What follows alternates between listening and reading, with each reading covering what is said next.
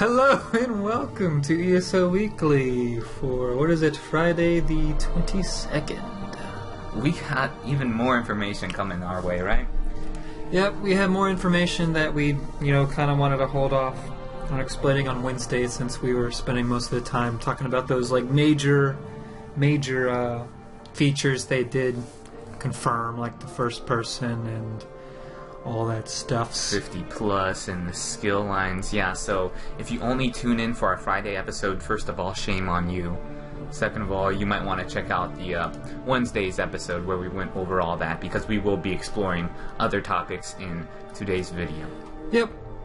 Alright, so shall we go into it? Oh, we will be skipping the whole developer question of the week thing since it was kind of obvious. Oh yeah, the question was, what are you the most excited about for the Elder Scrolls Online and stuff? Yeah, of the features that they were discussing during that whole worldwide press event, what was your most favorite feature? And it's like, Alright, so, dungeons.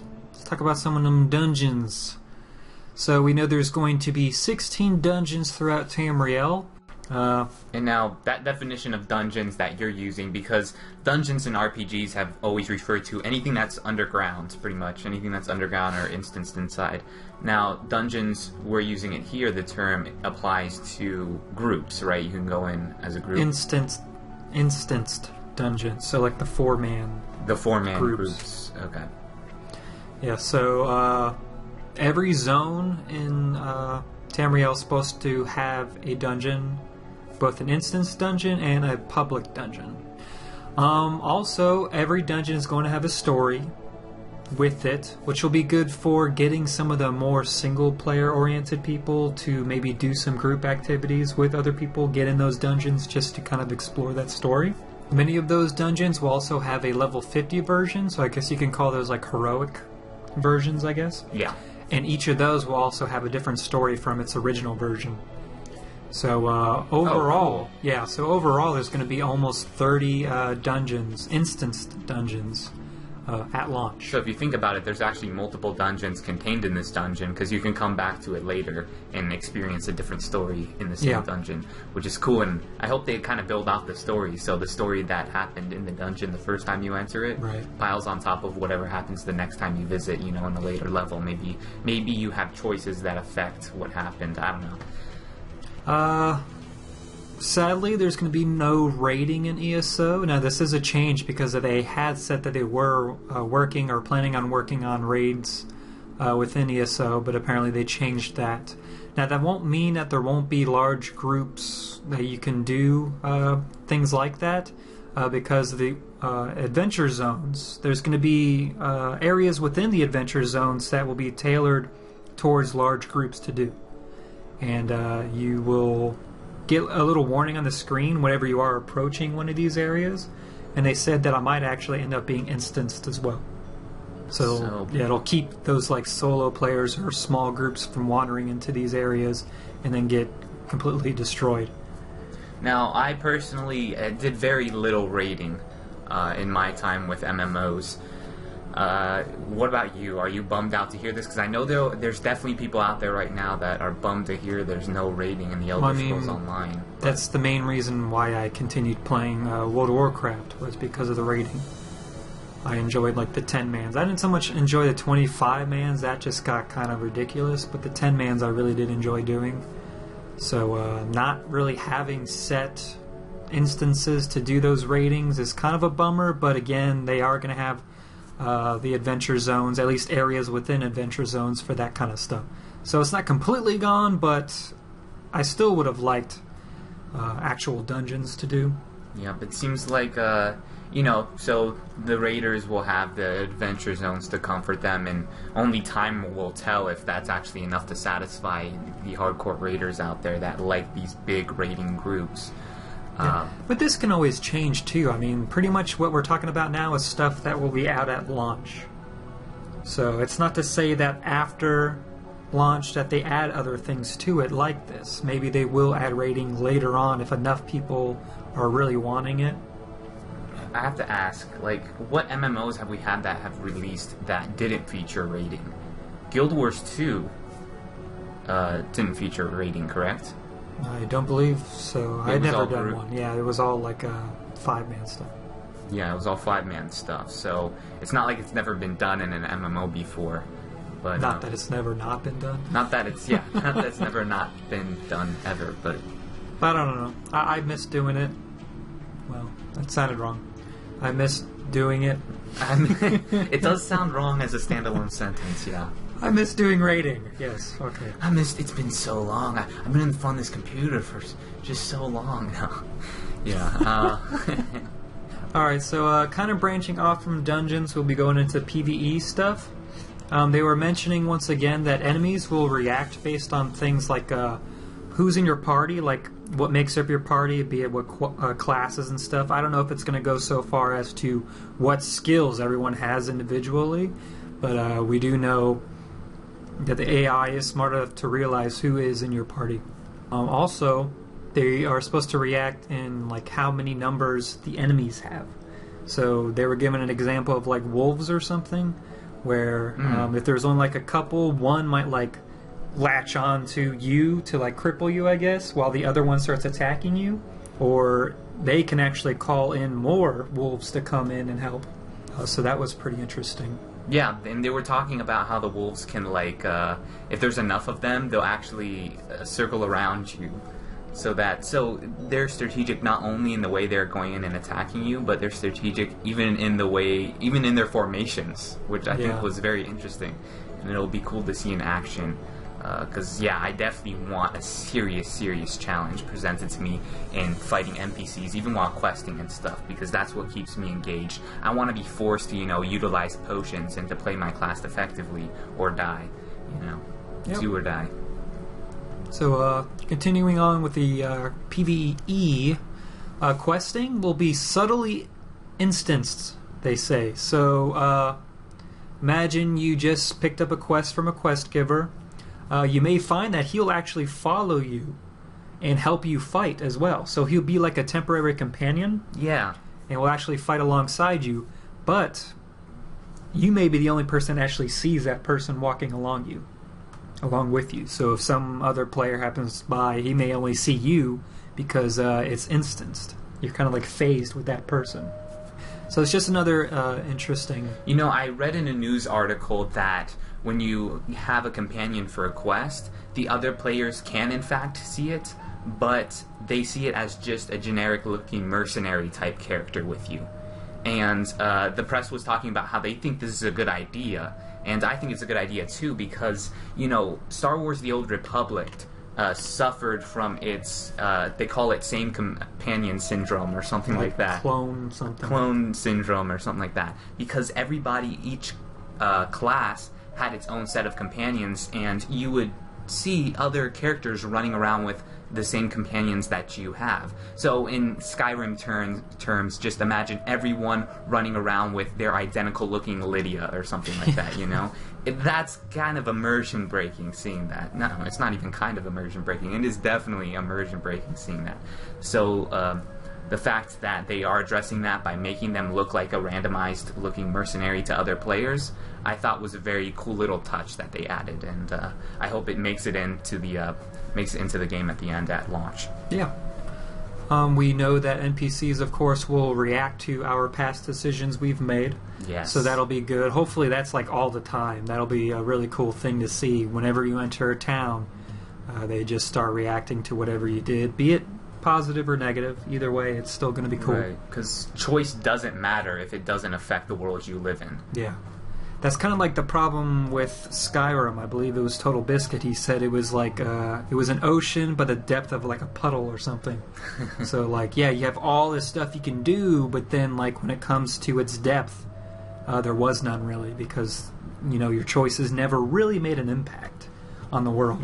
I can see what he's saying, as I think the Elder Scrolls as a series could go farther with the impacts, and I'm taking this from Oblivion and Skyrim, because those are the test games I've played, but I think they could definitely take it even farther with affecting the world around you and, doing meaningful impacts. A good example is in Oblivion, when you broke the siege on Kvatch, right? So you broke the siege on Kvatch, all these Daedra are pouring in, you kill them, close the Oblivion Gate, and from then on you're known as the hero of Kvatch, and everybody is like, at any town is, hey, you're the hero of Kvatch, you're awesome, great. And you're like, yeah, that's me.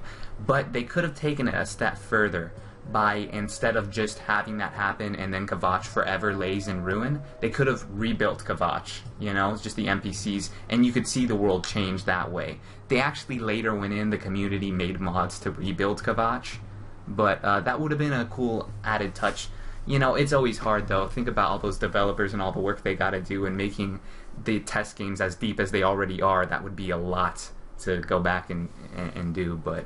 Yeah, I mean, if you wanted a test game every 12, 15 years, then they could probably do that. Exactly, so it's a give and take. As we level, you'll find that enemies gain more abilities. So, say you run into a spider or something.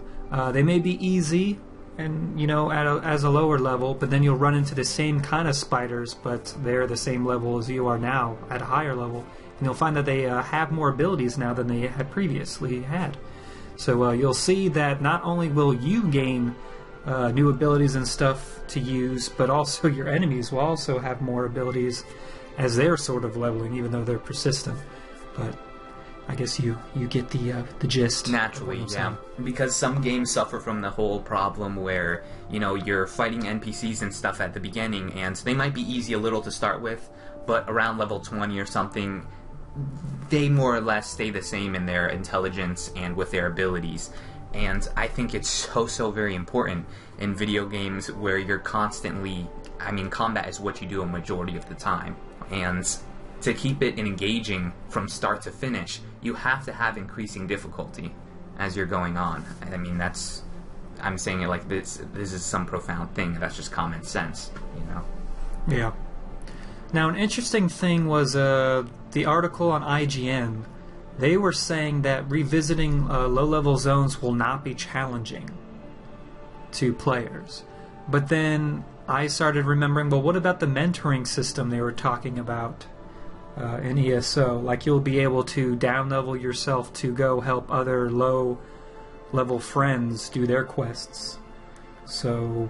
Wouldn't that still be challenging if you can down-level yourself? That's very confusing to me, too. And I don't know how they're going to go about doing that. Hopefully the mentoring system will still be in the game. I haven't seen any more coverage on it than from past coverages, so hopefully that'll still remain in the game. Yeah, so the way ESO is set up, I mean, obviously, I'm guessing it's like most MMOs in the fact where each zone is kind of level-specific to a certain group of people. And then, you know, once you level up in that zone, you can move on to... You're powerful enough to move on to the next zone. Though you're not restricted. I mean, you could go to the next zone earlier, but you'll get absolutely, you know, pwned if you do that sort of thing. Or are they going to implement phasing so much that, you know, everything is constantly at your level? So, I mean... there won't be certain level zones. You'll kind of just be able to be free to explore all you want, and enemies, you know, the mega server's technology is smart enough to adapt to that. I'm really unclear at that moment at this moment. From what it sounds like, just like when we were going back when they said there was 16 dungeons, one in each zone, it sounds like there's going to be then 5 zones per alliance. So maybe each zone is for 10 levels, since there's 50 levels. So it would make sense that, you know, one zone's going to be 10 to 20 and another one's 30 to 40 and all that kind of stuff. Okay. Yeah, because it's an interesting thing, because people have different preferences when it comes to this. You know, Oblivion had it so where every creature in the world, as you would kill them and level up, would level with you. So you never became this, like, overpowered person, because even that rat that you killed at level 1 is almost just as hard as, like, level 20 or level 30. You know, that was one of the problems, quote-unquote, they had with Oblivion, and then that Todd Howard went out of his way to say we addressed in Skyrim. So in Skyrim, you had a game where, you know, the rats at level 1 were super easy when you were a higher level character. And people have different... I don't know what your taste is on that. Do you like it with the creatures in the world leveling with you as you go? Or do you like to know that you can go off, get super powerful and buff, come back later and wipe out all the little rats and mud crabs. I prefer the Skyrim. The way. Skyrim approach. Yeah. You know, I think initially I did, but I guess Skyrim's only problem was that there was a ceiling. After a certain level, the creatures kind of stopped leveling. They didn't continue going with it because I'm now like a level 50 or 60 something in Skyrim. I think level 62 or something like that. And I mean, I kill everything. Yeah. Destroy everything. At least luckily, though, with at least the PC version, we have mods that adds things like that legendary creatures and more dragons and that kind of stuff. Those are the exact mods I've had to download to buff it, because, you know, I play on Master now because of the fact that I'm, like, starting to outlevel stuff, so, yeah. Alright, so moving on, a little bit more about this whole 50 plus and 50 plus plus stuff they're talking about. Again, the 50 plus thing is when you finish your alliance's territory, you can then choose one of the other alliances to then go into there and start questing there as well. Apparently, from what they make it sound like, you have to choose and then you can only quest in that alliance at the time until you finish it. And then you can finally start on the last alliance. Which is interesting. I'm sure you can go back to your own alliance, though, right? I'm assuming so, yes. I think that would be obvious. Yeah, that would be kind of hard if you were only locked and you can no longer that would suck. Go back to your alliance. But yeah. Also, they were saying that while you are in an enemy alliance's territory, you can actually do instances with friends that you have in that alliance. So if you are part of Aldmeri Dominion and you have friends in the Ebonheart Pact, if you're questing over there, you can actually do instances with your friends in Ebonheart Pact. Wow, that was unexpected. Yes. I didn't think to see that, because they even phased them out, saying that we weren't able to see them. Right. But in these instances, you can. So in these dungeons only. Yeah, so I'm assuming like you have to be on their friends list or whatever, and then probably you have to be in the same party first before you can even see each other. Yeah. Would be my because my once guess. you hit that loading screen, that's when they would group you in to the instance. Right. This would also make sense though if they do start allowing cross alliance guilds. You know, where guilds allow members from all the alliances. Which we're this would really benefit that then, if we can then go and start doing some instances with other people from different alliances. Yeah, you think even from like a lore-friendly standpoint, you would have friends and still acquaintances in these other alliances, just because, you know, I'm a Khajiit and I have a Nord friend. That's okay. So, yeah, I like that, and it would be interesting to see how that works. God, there's a lot going on, huh? There's a lot, but it's very confusing, though, too, because it's like, okay, so say I have also friends in Daggerfall Covenant, I'm Aldmeri Dominion, but I'm questing over in Ebonheart Pact.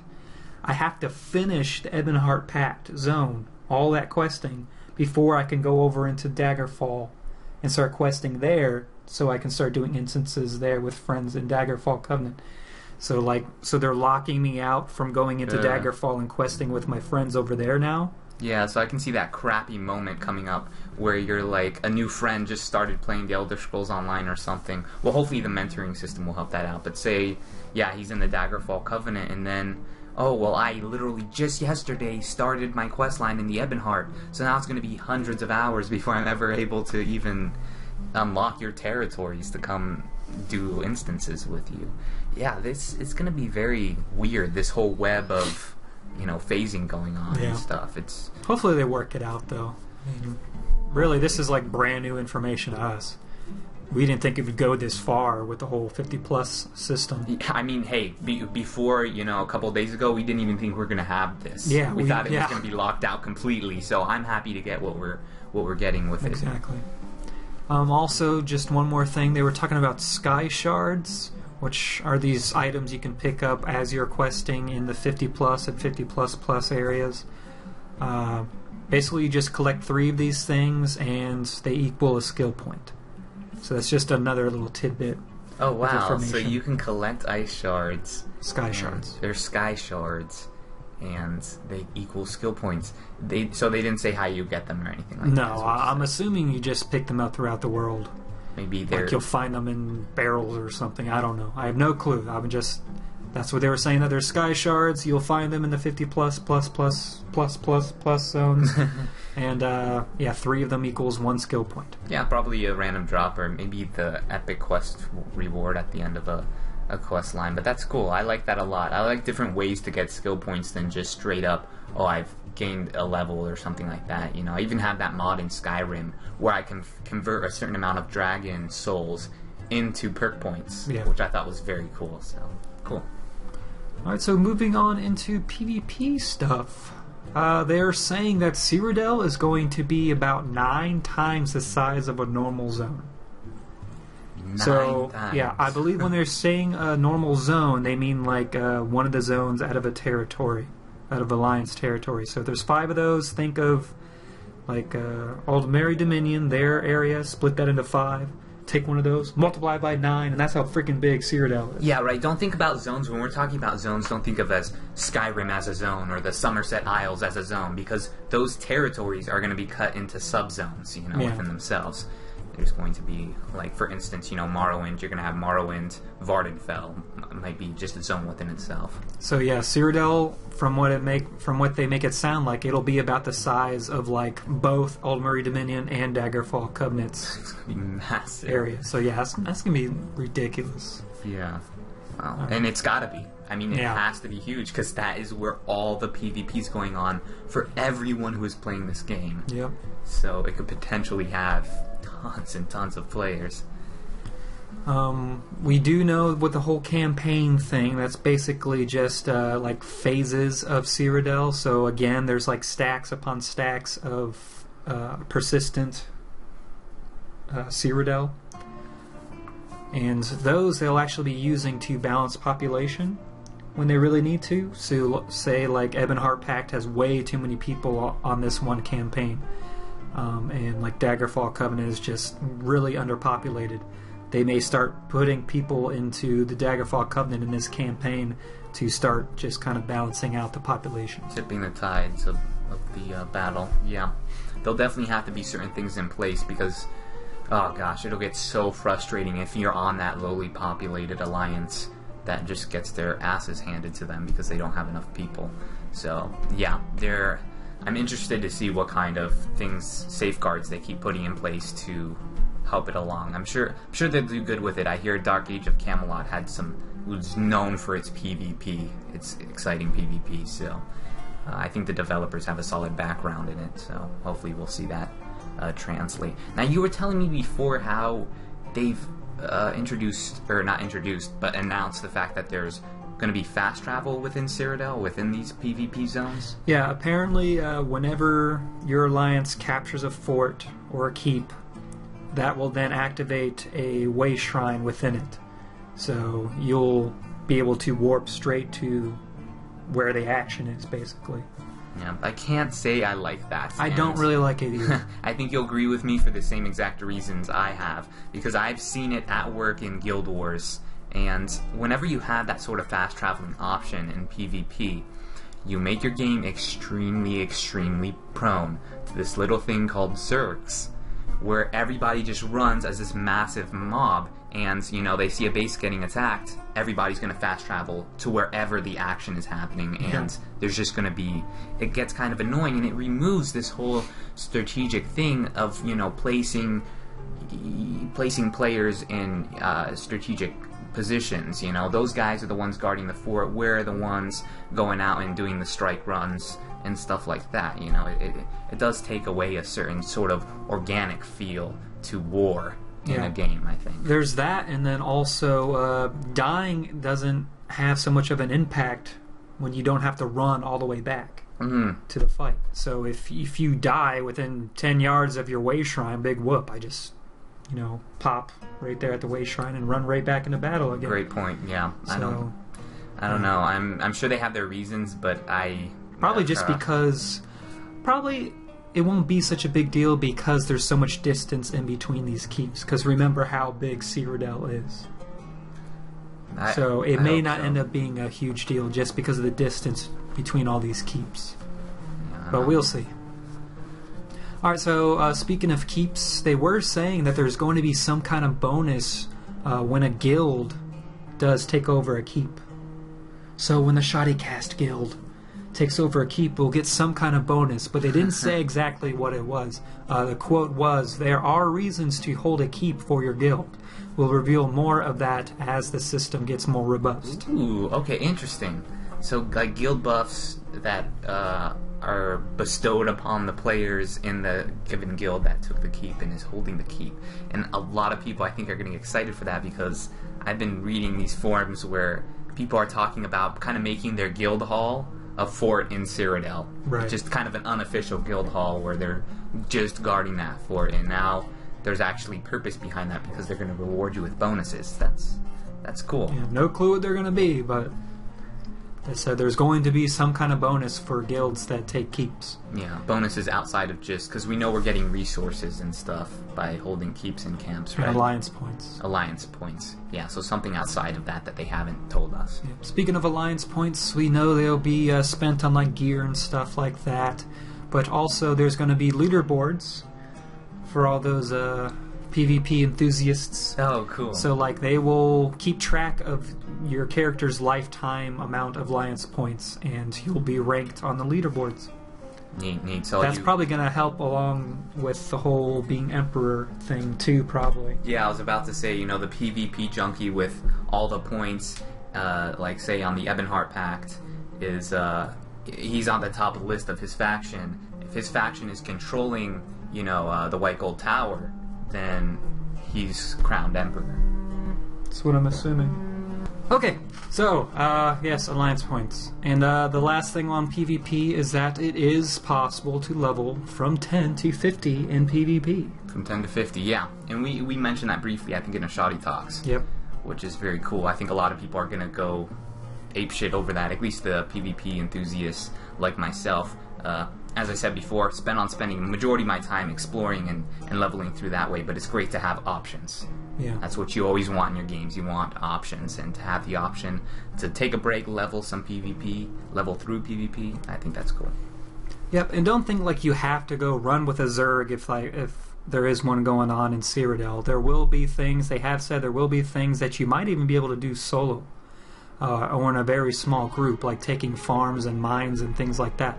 And that'll gain alliance points for you and your alliance. Yeah, and I, for one, am definitely going to hold ZeniMax to that, because I've always enjoyed the small group PvP. Like in PlanetSide 2, I love moving in little squads, when me, you, and a couple buddies get together and just make an effective change through small group PvP.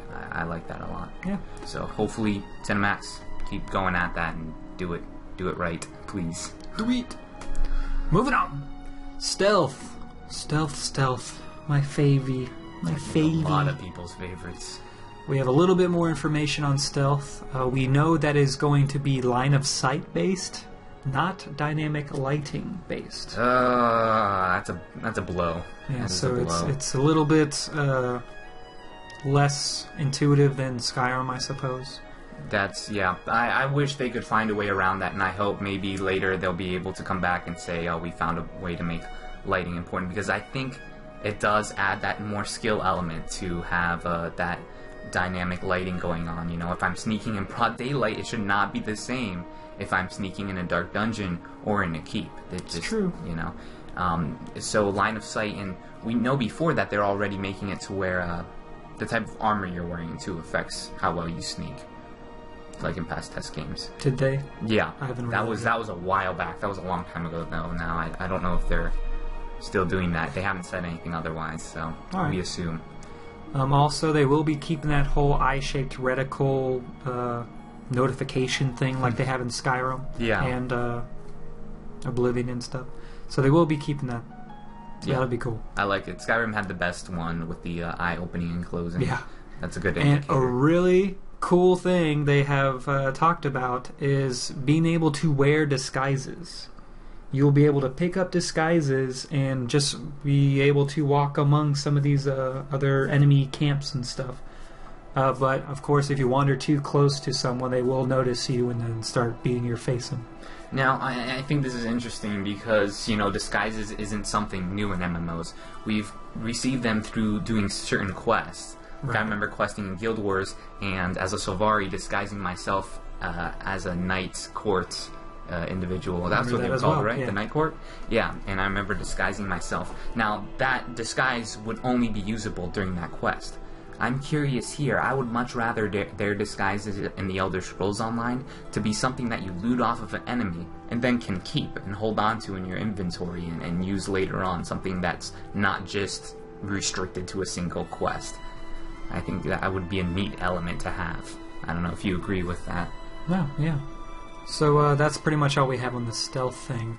A little bit more information on UI. Apparently, they may be supporting UI add-ons, LUA scripted, whatever that means. Oh. Is fully supported.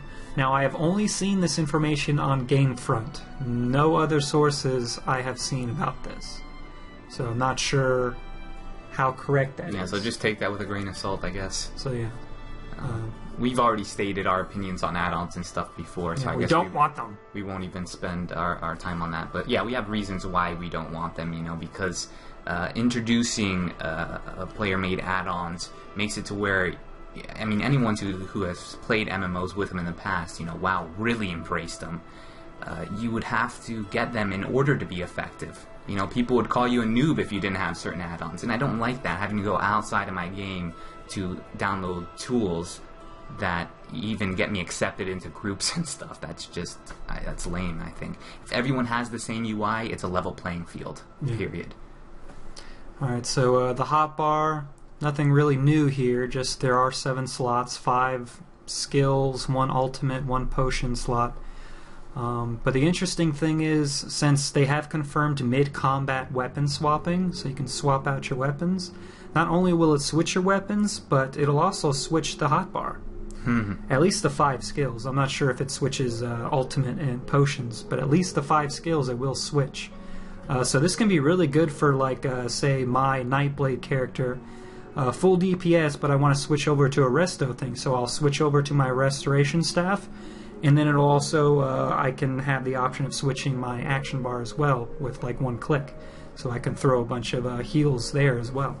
So that'll be interesting. Yeah, this will come as welcome news to those individuals who thought, only having 7 slots was a problem, because really now you have 14, Possibly, if the ultimate and potion switches as well. Alright, controls. Again, nothing too new here, but just in case you didn't know, left clicking is your basic attacks, holding down the left click is a power attack. Holding down your right click is blocking, and then if you're holding down your right mouse button while blocking and click the left, you actually do interrupting power bash. Sounds familiar, doesn't it? Yeah. And also they have indeed added dodging by double tapping on the directional keys, the WASD. So double tap on any of those and you're supposed to dodge in that direction. Combat roll. Yeah. Have we seen that in any of the gameplay that they just recently released? I don't remember seeing any combat rolls. I still haven't watched it that closely. Oh, they do have power bashing though. I was watching an orc. Show that? Yes, I was watching an orc with this awesome massive hammer, just like orcs how they do with their hammers. And he was power bashing some bandit or something with his Let me just say, they have done a really good job on the orc now. Because we know how so terrible they were better. looking, and people were like, oh my god, what is wrong with every single orc picture has been terrible. At this moment in time, I'm going to put a side-by-side comparison on the screen. How are you? Okay. Yes, take a look at that. Tell me what you think. Yeah, it was pretty terrible, but now they look very good. Same thing with the Argonian, actually. I've seen a screenshot now of an Argonian in a hooded thing. Very good picture, and they look like a lizard now. They look more reptilian. They don't have fat heads now. They look very good. Yeah, and that's the result of when we had our interview with Mark from Guild Umbra. He was talking about the fact that ZeniMax is testing their game on a different engine than they're actually putting the game on at launch. Right. So we're seeing that big time in these comparison photos. Definitely shows. They've actually reworked a lot more than just a few of the races, though. They've really proportioned things correctly now, because some of the other older things, older gameplay that you've seen, you see these massive helmets, and just they were not proportioned right at all. And dorky. Yeah, that's the word basically. I can find for it. Too cartoony and just weird. Now they are more realistically proportioned. So overall, character models are going to look much better than what we've seen in the past. Yeah, as we draw closer to the release, we're going to see more and more stuff thrown on their real engine, this thing that... Yeah. Oh, and back on controls, ZeniMax Online will not be supporting controllers, but they were saying that does not mean you couldn't use a third-party software and just remap it yourself. Yeah. But they will not be supporting it. So if you're super, super bummed out about the fact you can't use your controller for the Elder Scrolls Online, which, hey, I would have liked that option because I do like to kick back, and I know obviously the keyboard and mouse is going to be more competitive. It's got the advantage, but just by having more keys and stuff like that. But I would have used the controller just for my exploring and my single player leveling experience. Yeah, gathering or whatever you're doing, just nothing crucial. Yeah, nothing crucial. Same reason I'm using first person and the less crucial, exploration type stuff. If you're super depressed about that news, then what's the software called? I think it's called starts with a P. I don't know. I can't remember. There's a few out there. I think even Logitech has its own proprietary software. It's called Google. So yeah, no complaining. You can map it yourself if you're really stressed out about not having your controller. Yep. So we talked a little bit about crafting on Wednesday. I was just going to say, so they have the primary and secondary ingredients. That makes the item. So that makes, say, an axe. And then you have 3 slots to put your additives in. That will add stats to the weapon. Still not sure exactly what those stats will be. But also they were saying of those 3 slots of additives you can put in, you can stack 5 of that additive into each one. And I guess that makes it more powerful or something. So just the amount of exploration and just messing around and tinkering and stuff, experimenting, should keep us pretty busy when it comes to crafting. Yeah, that'll be cool. I wonder if these additives are... Is the additive described as something that needs to be there when you craft the item? Or you're saying that you can actually add You can it always later? go back and do it later. Okay. Because they were saying you can pick up stuff in dungeons or wherever you are questing and stuff. Put this at your forge or your hammer thing, and you'll see places to put additives. Okay, so later. I'm imagining sockets, like sockets. Basically, yeah. Okay. Yep. I can get on board with that. Yeah. And they were saying so you can find these additives and stuff just throughout the world when you're gathering. Alright, so just a few more miscellaneous things that didn't really fit into any of the other stuff. This was actually a quote here from Massively. It's kind of long, but it was amusing to me. So, to wrap up, I asked Sage, that would be Paul Sage, the most important question of the entire interview, courtesy of Massively Steam Teamer, Jasmine Hrushak. Sure. How big are the shoulder pads, and exactly how many particle effects are coming off them? Oh. So I'm sure that was a hit on WoW. Yes, definitely. After Sage stopped laughing, he offered up this insightful reply. I would say they are just big enough so you don't take too much damage. The great thing about this is players talk about particle effects quite often, and Elder Scrolls does tend to be a more muted world in a lot of ways. So even we have to look and say, oh wow, that's over the top and a little too much. Let's rein that back in. I think the solution we came up with allowed players to stand out and get cool gear, but it's not all particle effects. So I guess it just means we're going to be seeing some pretty cool armor, but without all the flashy bits coming off of it and Which, stuff. thank God. That's something that, like he said, isn't part of the test universe. The test is more about the realism and the gritty feel. Something that could exist in real life. Yeah. And massive shoulder pads with eyeballs that look around is not. No, that's not test. That's fine for other games, but not test. Yeah, I don't mind some glow your runes or something, but Yeah, I mean, huge spark fires coming off and all this weird stuff. right, not over the top. Yeah. Be subtle about it. Definitely. I'm glad that was a good question. Yeah. Now, one of the things that's kind of confusing / worrying me is no one is talking about runes anymore. Runes being the one-handed, kind of like a scepter, but they're called runes. So I don't know if they're going to be in the game. Was this false information to begin with, the whole rune thing? So I don't know if they're going to be in the game. So they brought it up and they're no longer talking about it anymore. Yeah. So, hey, it's in development, stuff changes, That's why, you watch the Shoddy cast with a grain of salt, because anything's subject to change. So maybe they took out runes and instead said, no, okay, you're going to be able to cast magic just straight out of your palm instead of using runes. But we don't know. So they're just no longer talking about it. So I'm assuming stabs are two-handed weapons, right? So you can't just like dual wield. I know you can dual wield them in Skyrim, though, right? Stabs were one-handed in Skyrim, yes. Yeah. I don't know if they are in ESO, though.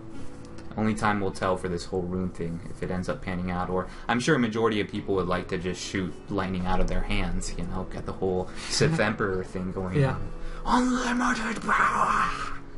But I'm sure like the sorcerer can still do that with the whole Stormbringer skill line or whatever it's called. Stormbringer. Yeah, it's pure DPS, elemental damage type stuff. So all you Sith Inquisitors, keep an eye on that.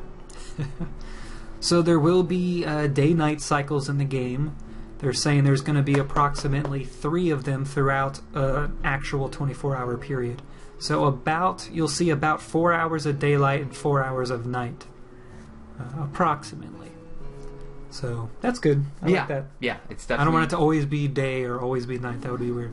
Yeah, it's not a revolutionary thing, but it's something that's much appreciated, and I'm happy it's in there because. Perpetual day or perpetual night is never fun. No. Another little tidbit, there's going to be free swing. I don't know how big of a thing this is, but you can, I guess, just swing your sword out of combat. Oh, yeah, no, that's actually, that's like important, though. So maybe for role-playing, I guess, you can swing your crap around without actually hitting anything. Well, it's important, too, just because of the fact, if I'm an archer and want to shoot some arrows into a tree, I can do that. Come on, everybody has done this. You're in a tavern, apple sitting on the table, you take the arrow and shoot the apple. Oh my gosh! I've never done that. Am I the only one wasting my time in this? I guess. Can you collect those arrows? Because that would be a waste if you can't collect them. You can still pick them up. But yeah, that was actually very important, and they were making a big deal out of this for Guild Wars too, actually, when it was in development, because being able to swing at the air is important. I shouldn't have to have an enemy. I should be able to swing my junk whenever I want. Who's to tell me I can't swing my junk around? Wow. Okay, and player-to-player trading is in the game, so you will be able to hand stuff to a player that's standing right next to you, unlike Guild Wars 2, where you have to send a damn carrier pigeon. Yeah. That's good. But they still haven't talked really anymore about like an auction system or trading post type thing. Yeah, there's very little information economy-wise right now. So. Yeah. Probably still working on it heavily, so they haven't really released any information like that. It's one of the more sensitive parts of MMOs because it could potentially make or break them economy-wise. Definitely.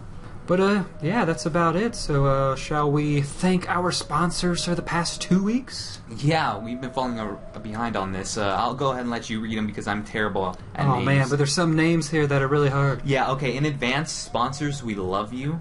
All right, we got this awesome. I'll put a picture up of it, but it is so cool that we have these external hard drives now because.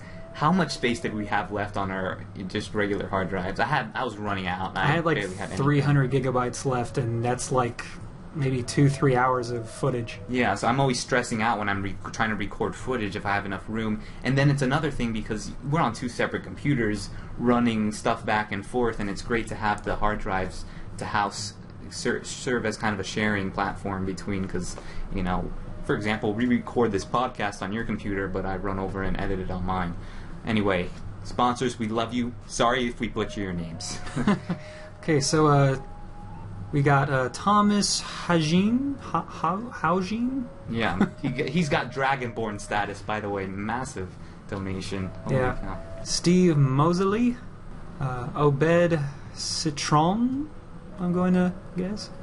Mara Hernandez. Thank you, Mara. That's also our number one fan. Our admin at our what they're called, forums. Jesus. At the forums. My brain's kind of falling apart now.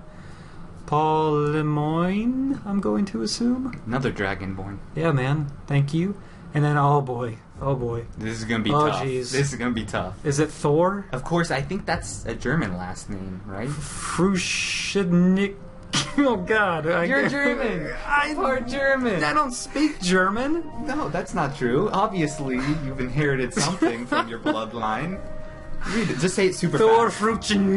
Just say it fast and angry. Fast and angry. Okay, there you go. Thank you. Yes, thanks, guys. So all you guys, thank you. If you do want to be a sponsor, just simply leave a donation of any amount that you want from our website, shoddycast.com. You'll see it underneath our weekly polls. Yeah, we're no beggars now, but you know, any money that's donated goes directly back into the Shoddy Cast for equipment and recording purposes. So know that any money donated is going to bringing you more awesome content every week, or at least we like to think it's awesome content. You'll be the judge. We're not biased at all. Anyway, this has been the Shoddy Cast. Don't forget to tune in tomorrow for the next installment of the Lore book series. Thanks for watching, guys. I have been Josh. I've been Kyle. We'll catch you later. Boy.